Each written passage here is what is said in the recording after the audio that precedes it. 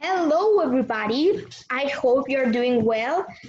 And today I bring you another important guest, and he is Daniel Quintanilla from the Toucan Rescue Ranch in Costa Rica. Well, before we start, I would like to say that this was meant to be because I think that they deserve some help, that they deserve some donations, because the work they do, they rescue sloths and several other species of animals almost every week. Almost every week, a new animal is rescued by them. And that's a very important commitment. So, well, Danielle, it is a pleasure to have you. What can you tell us about you? For my viewers to know. Yeah, well, thank you for having me. So my name is Daniel Quintanilla. I'm one of the biologists here at Toucan Rescue Ranch. I'm also one of the coordinator of rescues and the lead tour guide and coordinator of the education program. Oh, good. And well, now that you have a good position, you are a specialist in the education of you the visitors of the ranch. So what can you tell us about it? Yes. How it started, the Toucan Rescue Ranch? Sorry, can you repeat the question? I didn't hear you. Oh, how it started? Like, for example, who are its founders? When it Yeah, started? just a bit of history of Toucan Rescue What's Ranch. like his history? You know. Well, Toucan Rescue Ranch was founded by Leslie Howe and Jorge Murillo.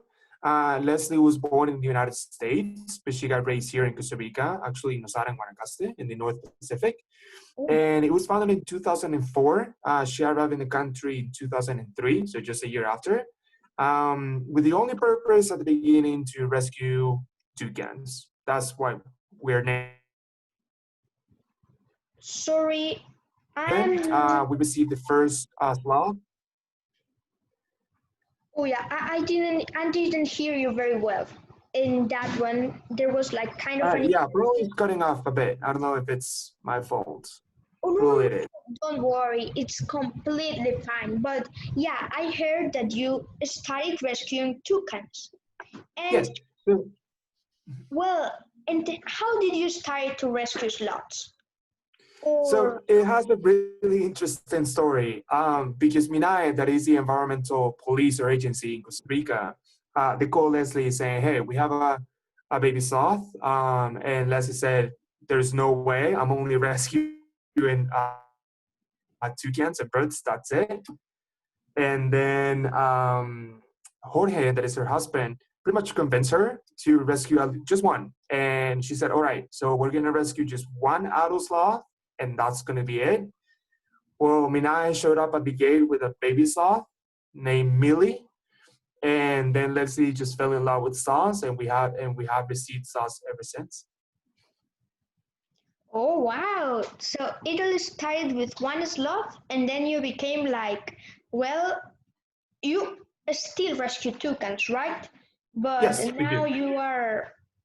you have more slots than toucans now. Kind of both. We specialize in toucans, sloths, and owls, so we have kind of almost the same ratio for the three of them. But yeah, there's some people that actually argue that we should call ourselves Sloth Rescue Ranch, but no, we're gonna stick with Toucan Rescue Ranch. Okay, okay, now I understand. But well, to keep going.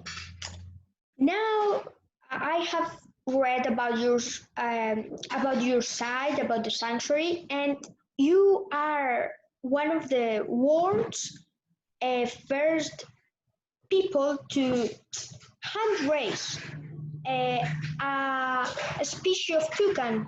I don't remember currently the species, but what can Yes. you tell us about it? It is very interesting, like to be the first in the world to hand raise a species. That's a good story. I bet. it's a good start. Yeah, so we have a breeding program for toucans. We firstly started reproducing these toucans, and we still do it for release back into the wild. So what we do is that we get the parents that cannot be released because they were pet, they had injuries, and then we reproduce them. They raise them on their own, or we do, depending on the case, and then we release them back. At first, it was really difficult because we didn't have any experience with that. So we started to get a bit more experience on how the nest had to be. There had to be like in a log.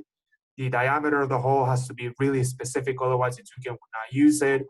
And then we got at the emerald toucanettes as rescues, and we just put them in a breeding enclosure.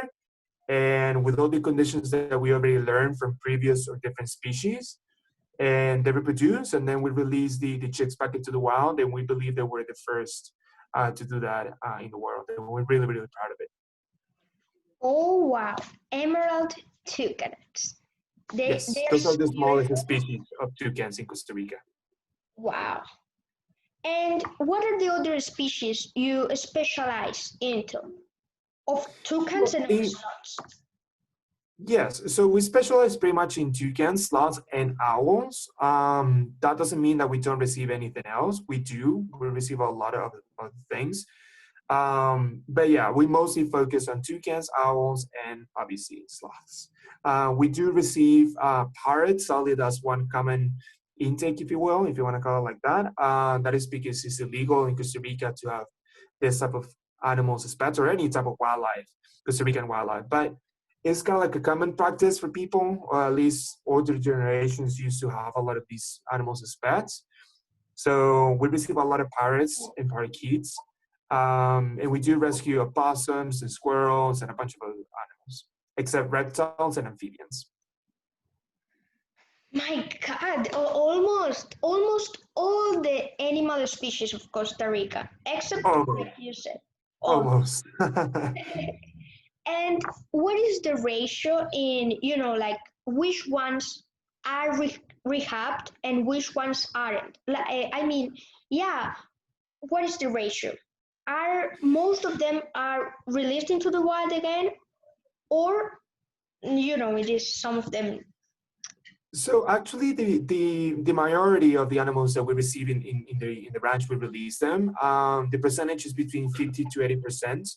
The reason why that percentage is not fixed, meaning it's not 70% all the time or 80% all the time, is because it will always depend on the case. So, for example, if we receive a parrot that it was domesticated, meaning it was a pet for even just 5 years, is enough for a parrot to not be able to be released because they're already used to humans. So Yeah. if we do release them, they're gonna go back to someone's house, or they're not gonna be able to feed by themselves. But we do have amazing stories where saws get electrocuted, and we might get into that later. And we need to amputate their arms, and we still release them back into the wild and survive. So yeah, the ratio or the percentage is between 50 to 80%. Wow. And now that you talked about, you know, sorry if it isn't you, I mean the Toucan Rescue Ranch, but I felt like connected to a rescue of slots. They were named Ben Solo and Leia. Are they Yes, from? exactly. Oh yeah, they are. I have been following their story since the start. Since the start, it just amazes me. Like kinda, well, not for the names. The names are very hilarious. I really like them, but because they were rescued, they they have been given a second chance. And I also found very interesting that Leia had Ben Solo is how old is Ben Solo? So Ben Solo is almost a year old already. So yeah. But he weaned when well I mean is he mature enough to separate from his mother or Yes. So here it works, right? So the mom will give birth to the baby, and then the baby will stay with the mom, like on the mom or on the back of the mom, for almost a year. And then after that year comes the second year, where the baby will stay around the mom. So he's grown enough to be away from her mom, and we are rehabilitating him and hopefully release him back into the wild. While Leia still recovers from her injuries, which is she's doing really well. And well, also for my viewers, Leia not only was rescued with Ben Solo, but she's also expecting, right? And Yes, she's what will pregnant. happen with her baby? I mean, will she stay in I'm sorry, I get confused with that word. She'll stay Rehabilitated. in rehabilitation and then give birth there, and or she will be released before that, so the baby is born like wild, with the It's a same. tricky question. We don't know because we don't know when she's gonna give birth. We were going to perform some X-rays, I believe, next week to see how her arm is doing because she broke her arm because she fell from a 40 feet high height while she's still pregnant, which is amazing. That the baby, the fetus survived and is still alive. So that's great. But we just don't know when she's going to give birth. The gestation period for these type of sloths or this species, that is the two-toe sloth, is around 9 months. But we have no idea at what stage exactly she's at. Is You she? know that with Oh, humans, we can estimate, oh, okay, you have a due date, and in this day you're going to give birth. But but with with the SARS, it's sloth you can. not that Yeah. easy. No. So we don't know if she's gonna give birth while she's being rehabilitated or if she's gonna give birth when she's in the wild. Oh my We god, still are not exactly sure what's gonna happen. it is more difficult than what most people think, right? And It is. It is indeed. is she a Hoffman's two-toed sloth or a Yes. brown-throated sloth? No. She's a Hoffman two-toe sloth. By the way, just to clarify, although that's the actual common name in the ranch, we like to call them two-finger sloths. Or three-finger sloths. The main reason for this is because both species, two and three-toed, have three toes on the back. The difference is on the front. On the So front, yeah. for us, it's a bit easier to use fingers, but there are some biologists that don't agree with this because they say they're not fingers, they're claws. But anyway, to not make it confusing, yes, that is a Hoffman two-toe sloth. Well, better to, and also thanks for saying it, because I want my viewers to learn about biology, about what some conservationists or biologists think and what others think, like the discussion. So Yes. let's call it, like kind of Hoffman's sloth or and brown-throated. Okay, let's keep it going. Now, apart from this, what are the main difference between both species? You have these two in Costa Rica, while here in Panama we have four, I believe. Yeah, Here in pygmy. Panama, mhm. Yeah, Here in Panama have four species of sloths. While in Costa Rica, we only have two. So we have the Hoffman two-toe sloth and then the brown-throated or the three-toe sloth. Those are the only two species that we have. In the world, there's six. We only got two. And there's a lot of differences between them. Although they look similar, they're not similar. They have a few similarities, but the main difference is that the Hoffman two-toe sloth, they are nocturnal. So that means that they stay active during the night and they stay or they sleep during the day. And then the three-toe sloth, that is the brown-throated, they stay active during the day, although they can be both. Sometimes they can be active during the night and during the day. Another difference is their diet. Although they're classified as herbivores, meaning that they eat leaves, they do not eat the same type of leaves. So the Hoffman two-toe sloths eat a broad range of leaves, from mango, water apple, poro, a bunch of trees species. While the three-toe sloth, or the brown-throated sloth, they it's not like they only eat this type of tree, but they specialize in it. And it's called guarumo. And the species name is Cecropia. So the Cecropia is a pioneer tree. That's what we call in biology a pioneer tree because it's one of the first trees that grows when the forest was deforested. let's say a hurricane, let's say a natural disaster like a tsunami, or even human causes. Those ones are the first to grow, and therefore there's a lot of that species of tree. So that's one of the differences. Another cool difference is that the Hoffman two-toe sloth, they have 7 vertebrae, and the three-toe sloth, they have 9. So their neck is a bit longer, and that's why you can see that they can turn the head almost all the way around, kind of like an owl, which is really, really. Well, but now that you say it about the Guarumo tree, and yes, when Hoffman's two-toed sloth, they have a big variety of food or diversity, yeah, of trees that they Yeah. eat. But what would happen if in zones where the Guarumo is not abundant, or will the brown-throated sloth eat other things, or they will just like die of starvation if they do not find any Guarumo? So that's a really good question, by the way. The three-finger sloths of the brown-throated sloths, they can adapt to eat other species of trees, but it's rarely seen that they eat other things because guarumo is so available. And if there's not any guarumo available, what they do is that they will start to go and look around in the area. People think of sloths as really stationary, like they don't move at all, they just stay in one tree forever and that's it. But the reality is that they don't. They actually move quite a lot when needed. So if there's not guarumo in the area, they will try to go into another area to look for that species. And that's why sometimes you can see in documentaries or videos start swimming. They're really good swimmers, but they will only do it if necessary. So they can be swimming because they want to go and look for food, or they want to go and mate. So yeah, they can do that.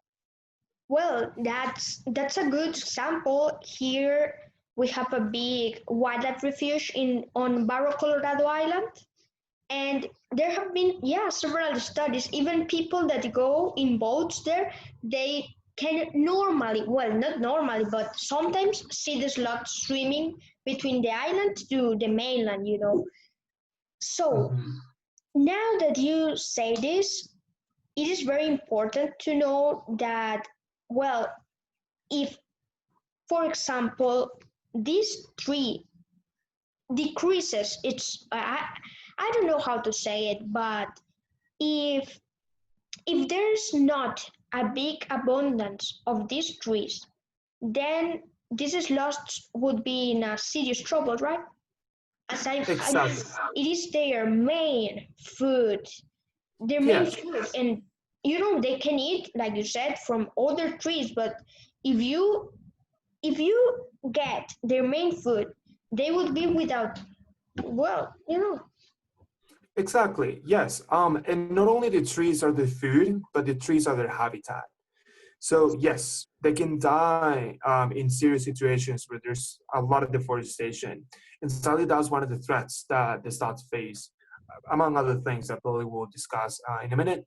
But yeah, indeed, is there home? Is there protection? And is there food? So if Guarumo disappears by any type of reason, including deforestation, the sloths can disappear as well. Oh yeah. So now that you talk about the threats, let's move on to that. What are some of the other threats, without including deforestation, that sloths suffer in Costa Rica? If you mute your mic accidentally, Oh yeah. there you You, go. do you mean my mic or your mic? Yeah, your mic, but that's okay. I can hear you now. Oh, sorry. Oh yeah, it's It's okay. okay. All right. So yeah, you were asking about what other threats do they have? They have a bunch of them, and we have 3 main reasons why we receive these laws, and therefore are one of the main 3 threats they have. One is they get hit by cars.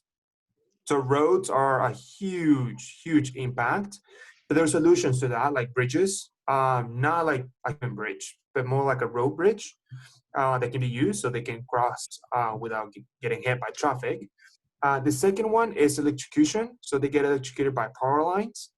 One solution to that is to prune or to get rid of, well, not get rid of, that's not a correct word, but pretty much prune the trees at least 5 meters apart from those power lines so they don't have any reach. Because they think that it's a vine or a tree and then they touch it and then boom, right? And then the other threat that is a more difficult to tackle is pets, like especially dogs. So a lot of people in Costa Rica, especially have big properties, big gardens, and they have dogs just going around loose. In Costa Rica, we have 4 million people, but there's believed that there's around 1 million stray dogs just going around. So that's a lot of dogs, and sadly, sloths get attacked quite often. And the other threat that they have is people keeping them as pets. So yes, sloths are adorable. Adorable, of course they are. We cannot deny that, but they're not good as pets. They're wild animals, and they are aggressive, especially the Hoffman two-tailed sloth. They can be really aggressive. So you do not want to have a sloth as a pet. Well, of course, for me, none wild animal species is a good pet because they shouldn't be pets in the first place. Yes. And to avoid this kind of problems, they should be kept in the wild, you know? And also, this is lots, like you said, what happens next when you don't want the species? Then you, the sanctuary, is called, and oh no, this is not this too, well, too like human, Domestic, yeah. domesticated, you know, that's a good word, domesticated, and you can release it into the wild. So then what happened? For example, at least here in Costa Rica and in Latin America, there are many sites like yours that accept these animals and provide them with a permanent home. But what happens, for example, in Europe and in USA?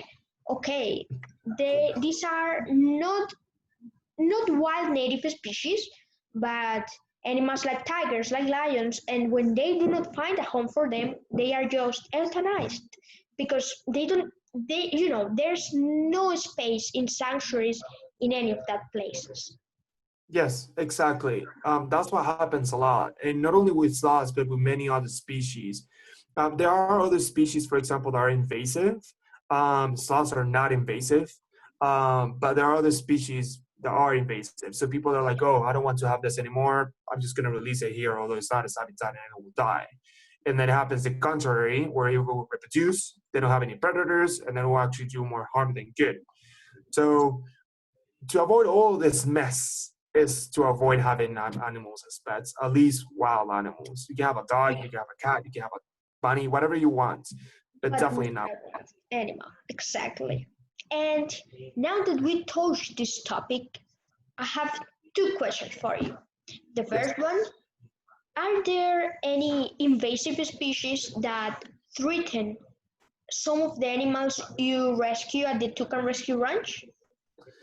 That's a really good question. To be honest, I'm not entirely sure. We receive a lot of animals, but no. So not that I know of, the only invasive species that I would say will be humans, to be honest. Oh, yeah. But no, we do have our fair share of invasive species, especially the lionfish, but we don't rescue any fish or Any anything fish, like of course. that. So yeah, I wouldn't say that there's an invasive species, at least that is taking a big part on the habitat of any other species that we have. Well, and then the second question, what happens when both slaughter species are in the same forest patch, a rainforest patch, or kind of place like that? So pretty much nothing happens, which is good. The reason for this is because they have different niches, or meaning that they have different diets, so they don't fight between each other. Actually, if you're really lucky, you can find the Hoffman two-toed sloth and the brown-throated three-toed sloth on the same tree. It rarely happens, but you can find them. Living together, no worries. Why? Because their diet is different. So remember that the brown-throated sloth is guarumo, while the other ones can eat a bunch of other things. The Hoffman ones, they do not eat guarumo, or they rarely do. Yes. So it's definitely really interesting because they do not fight between each other. Oh, okay. Oh, sorry for that. I was picking up this. No But, worries. well, yeah, now that you talked about it, I have been reading some research that say that when there are Hoffmans and broad-throated sloths in the same place, sometimes the density varies. For example, okay, like you said, Hoffmans are almost entirely nocturnal, while true brown-throated can be diurnal and nocturnal, but mostly Yes. diurnal. So Mhm. isn't there like any competition between both species? Well, they are very related, but and yes, as you said, they eat different things. But what about space? They live in the trees, and for example, okay, probably these trees aren't my food, but they could be my home or my mating ground. You know. Correct. Yeah, just like I was mentioning before, the trees not only their source of food, it's also their home and their habitat. But thankfully, well, I don't know why I use the term thankfully, but we haven't seen, or there hasn't been a report or quite a lot of reports, at least in Costa Rica, of fights between both species of sloths. If that happens, most of the time is the three-toed sloth that displaces and just moves away from the two-fingered or from the two-toed sloth. The reason for this is because the two-finger or the two-toed sloth, they're way more aggressive and they're way more active. While the brown-throated three-toed sloth, they're more passive, so they will just try to get out of the way. And yes, if this happens, it will happen because of habitat loss. So you need to remember that they're like, for example, like national parks. Sometimes the national parks in Costa Rica, thankfully, the government is working to avoid this, but sometimes it's kind of like an island and it creates what we call the geographic or I totally forgot the term, but it creates like an island effect where they just stay in that habitat because it's surrounded by cities or it's surrounded by Oh, towns or habitats that highway. they cannot go to. So they will be isolated kind of like in an island inside of the land, and then some competition can happen. And that's the reason why it's so important to connect these national parks with corridors so they can move in between. I But yeah, they do sometimes, well, not sometimes, in rare occasions can fight, but it will be mostly like the three-finger solid, two-toe solid, just say like, all right, I'm just heading out of here, instead of just standing in the ground, if you will. Well, that kind of national parks are very not dangerous. Well, I mean dangerous for the species because for in that places where there is no way that another populations or another individuals from different populations come to it. There's a big risk of inbreeding of well, if something happens locally, then that population could disappear easily.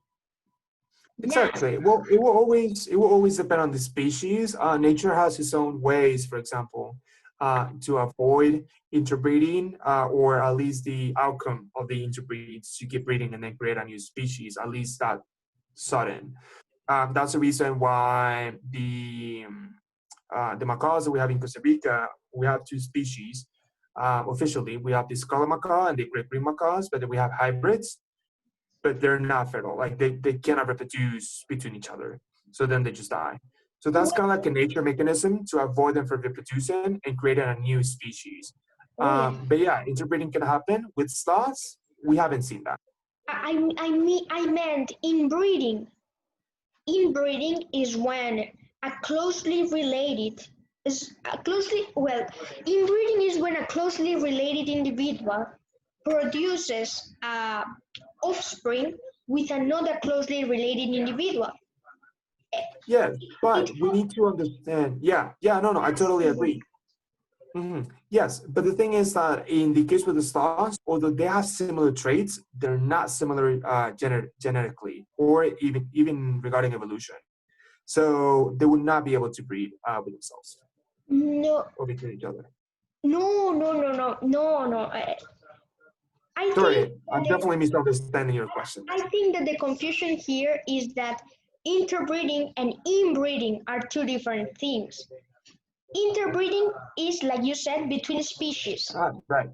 but inbreeding is with the same species. Like, for example, Yeah, uh, sorry, just that you explained it a different way cousins. and I got confused for a minute. Oh yeah, cousins and cousins. Well, now I want to give a clue to my viewers. I haven't posted it yet, but I will. I have an interview. I had an interview some time ago that I will be posting soon. I think I have left many clues in my Instagram, in here, for you to guess the animal. The only other clue I will give you is that it will be posted on November 28th. That's the only other one.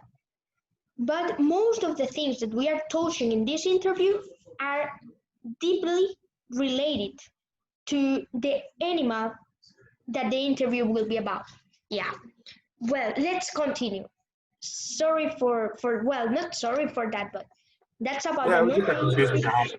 that happened. But it's okay. But well, what I meant with interbreeding, inbreeding, sorry, I am confused Yeah, too. those terms are tricky.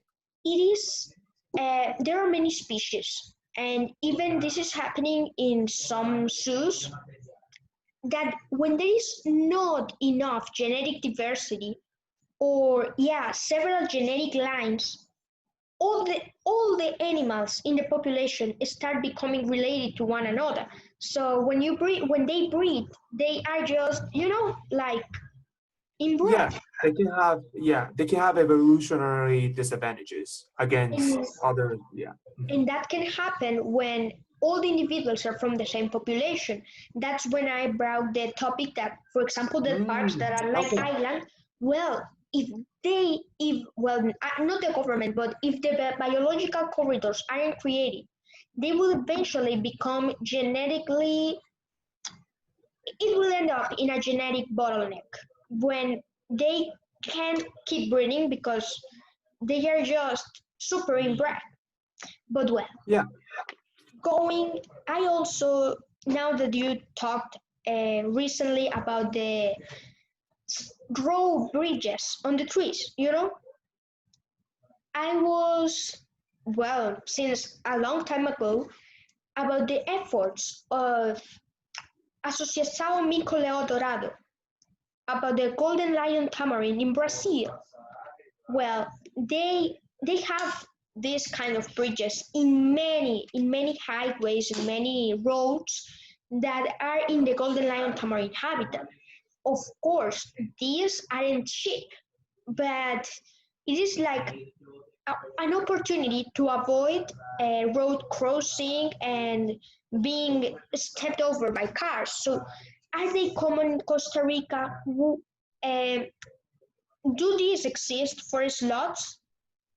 Yes, they do. Actually, there's a law that makes these road constructions. Well, first of all, when you build a road or when you expand like an old road, what you need to do is first, before doing anything, is to make a biological study or like a population study to find out what species are there in the area. After you find out what the species, let's say for the sake of this interview, these lots, and then the biologists the line or make like a line and they say, all right, so this is where the road is going to pass. There's a lot of slots in here. So what they do is that they determine what type of animal are going to be crossing and at what points are they going to cross, and based on this information, they will build whatever type of bridge. So if there's a lot of slots in the area where the road is going to be, then they create a bridge. If they see there's jaguars or opossums or that kind of animals are terrestrial, then they will build tunnels. If they're monkeys, then they will build that type of bridge that is specific for monkeys. So yeah, it exists. However, there's a lot of more work to be done. But thankfully now the law is getting applied to new road constructions. But the ideal will be to have roads, at least in my perspective, to have completed roads, at least going through national parks, completely underground. But that's sadly not realistic. And Yeah, always there's going to be some animals that will get hit. But with bridges, you can minimize that. but still, Daniel, if for example the road is 3 kilometers, at least if you put two or one bridge crossing per kilometer, at least you know you're doing some good and that you're Yeah, helping and you can this. minimize. Yeah. Hmm. So let's move on to another big topic. If you are seeing like here, it's because here I have the questions, you know? No worries. Okay. So now going back to the sloth rehabbing, what have you learned about it? I mean, with all these years of rehabbing not only sloth but different animals, what have you learned? Is it difficult?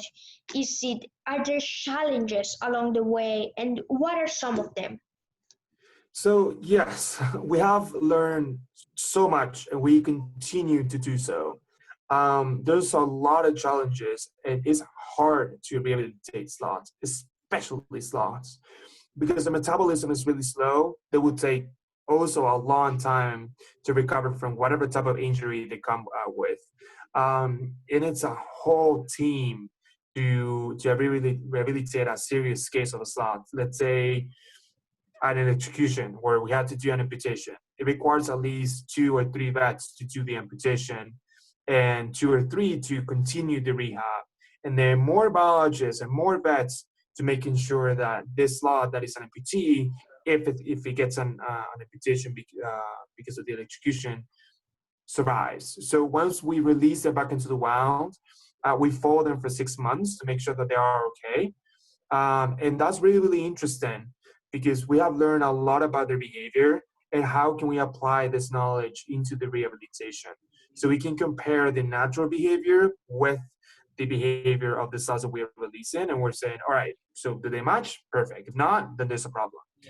Um, a lesson that I personally learned, and I know that a lot of us in the team, on the vet team, on the different teams. I'm not in the vet team, but on the vet team and pretty much on the whole team, we've learned to not give up hope. Sometimes we receive a lot of animals that their prognosis is not good, meaning we are not entirely sure if they're going to survive. But sometimes they prove us wrong. So we just don't give up.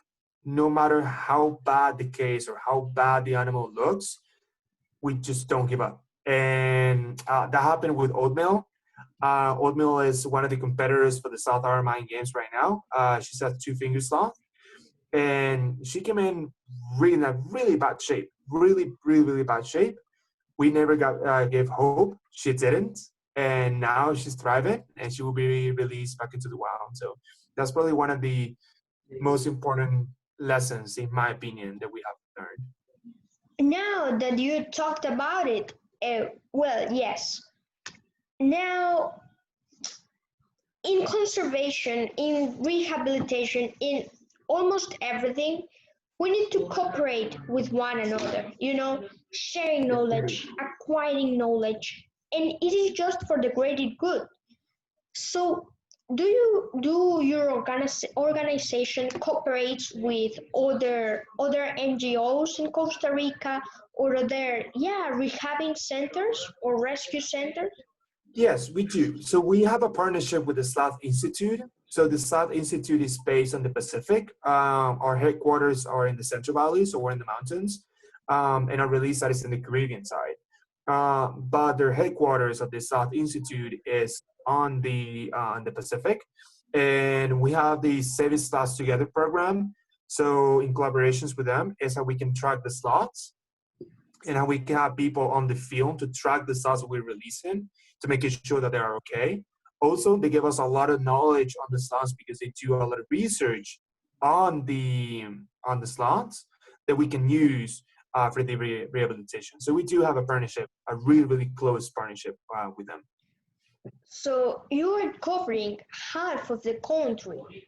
I mean, like rescuing sloths, yeah, because if they are in the Pacific, you're in the center. Well, yeah. And Yeah, so we pretty much rescue the ones in the Central Valley and also in the, or at least in one part of the Caribbean side.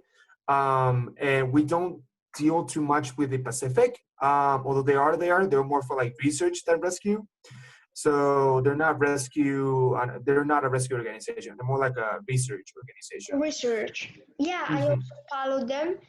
And well, I have noted that. But interestingly, they showcase many rescued sloths in well, all their study is based on rescue sloths, right? Yeah, indeed. Yeah, well, actually on both. So yeah, on On both. rescued Oh and yeah, wild sloths as on well. wild, Yeah. but Mhm. oh well. The question has arisen, and where do you release your animals? Your rescued animals. So it will always depend on what type of animals we receive or that we need to release. We need to keep in mind that Costa Rica, although we're really, really tiny, there's a lot of different habitats. So like I said, right now we're located, or the headquarters are located in the mountains.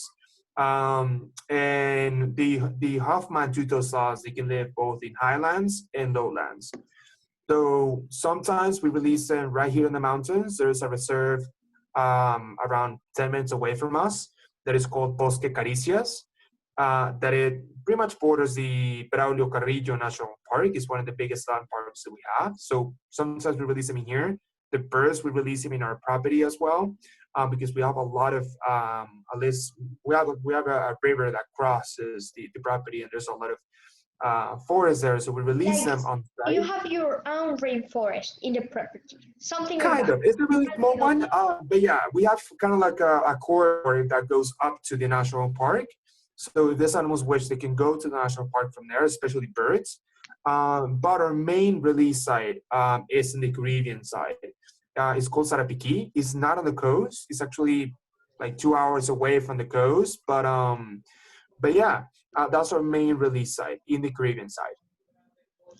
Wow, wow. Yeah, I mean, like, you know, how does it feel?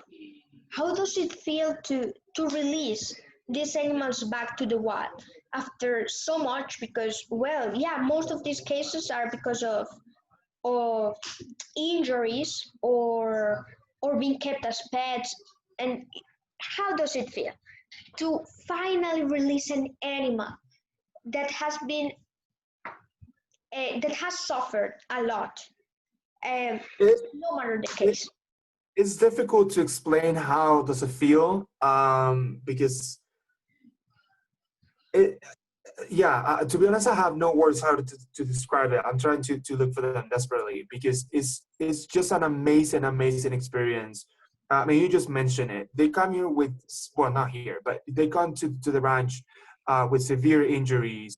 Other ones they don't, but especially the ones that come with severe injuries, and they stay with us for months. Releasing them and just being able to see them go back to the natural habitat, and that they're doing good after when they came here, they had little chances of survival, and now they have all the chances of survival. It gives you such a satisfaction and happiness feeling that I cannot describe in words. It's just an amazing, amazing thing to release animals back into the wild, especially those that didn't have a good prognosis at first. Oh yeah, yeah. It should feel like you said, amazing or relaxing to finally let go this animal to Yes. continue with its life. Before we end, what are the sloth Ironman games? Um, So yeah. my viewers have been, they want to know and they are very interested in sloths. So, well, So yeah, well, the South Armine Games were pretty much created by Sarah Palmer. She's a marketing specialist, and this year is the fifth edition. So this is the fifth time that we do it. The South Armine Games is pretty much a fundraiser to raise funds for the sloths, and it's a really, really interesting event. Right now, probably the ceremony just finished because it was at 1 p.m. But what we do is that we choose some competitors or some slots that they compete between each other, and we have different competitions. So we have the poop up challenge, we have the hibiscus eat up, the strong slot one, and also the meter dash. So they win, and also, well, the vote is closed right now, but if you wanted to vote, you needed to donate. So $1 equals one vote. So they win based on the votes that they get, and also based on the performance that they did on the games.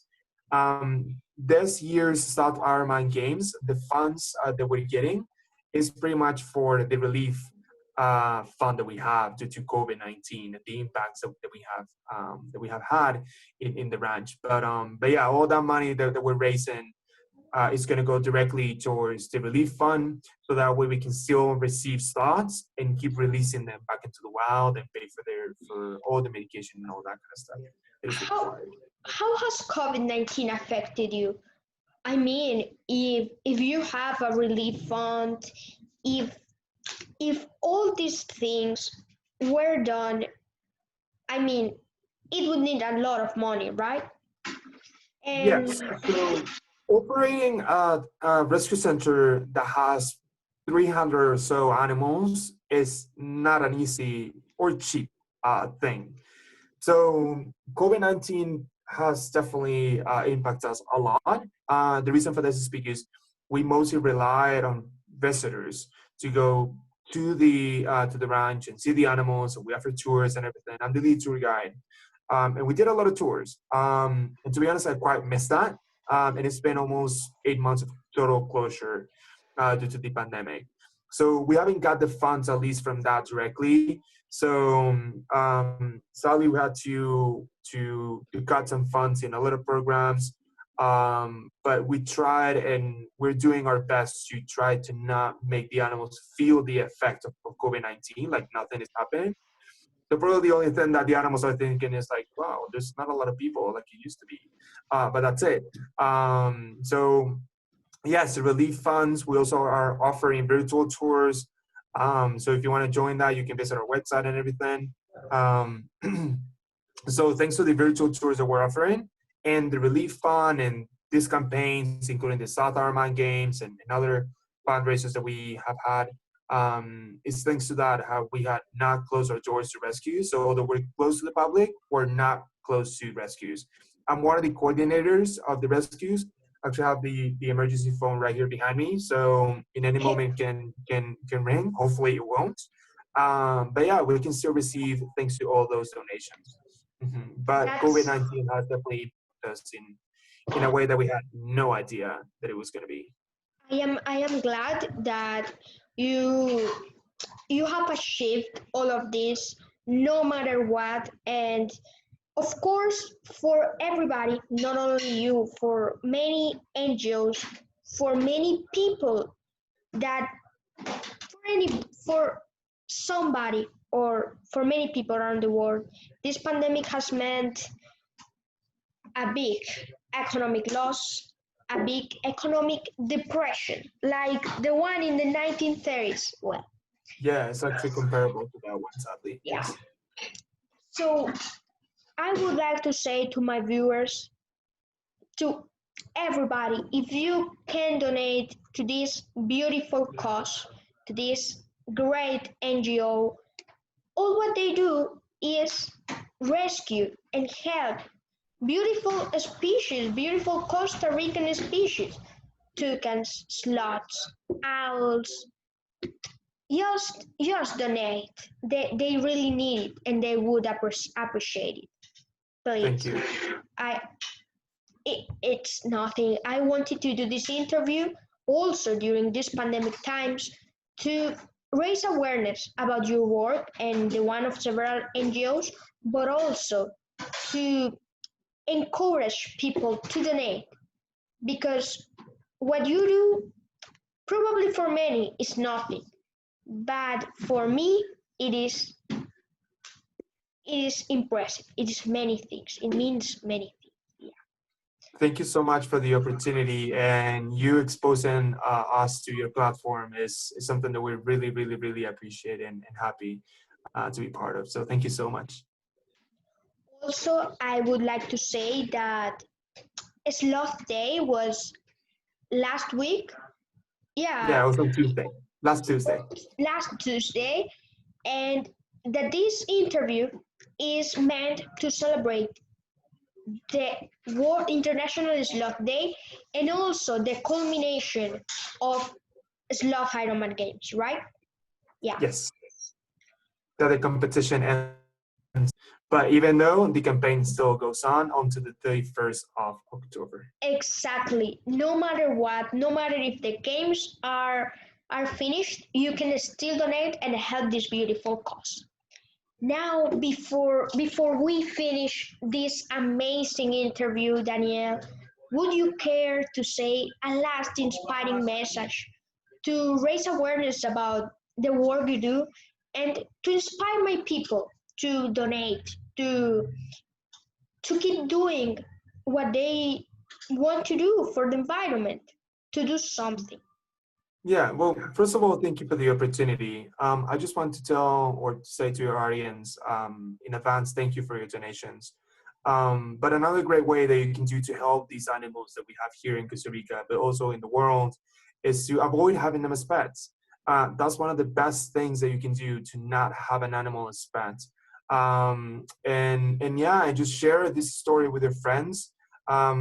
Share stories that you see online about conservation, support those organizations that are in your country that do conservation, that help the animals. This is like global warming and conservation and the loss of the habitat. We cannot tackle it by one organization at a time.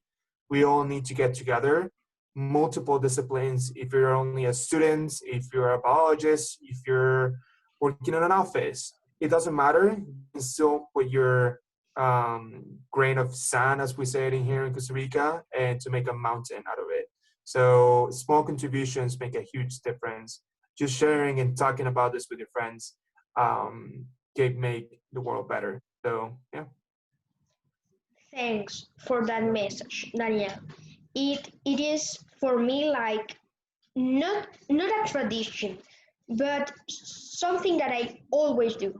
Let my guests say something about good about their work and something inspiring to let people know that not everything is about themselves and that the environment is needing help, that our planet is suffering, and that if we do not do something, we could probably lose it.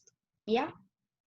Exactly. Before we go, I will let you know that down below there are the links to the website, social media, and the donation page of Toucan Rescue Ranch.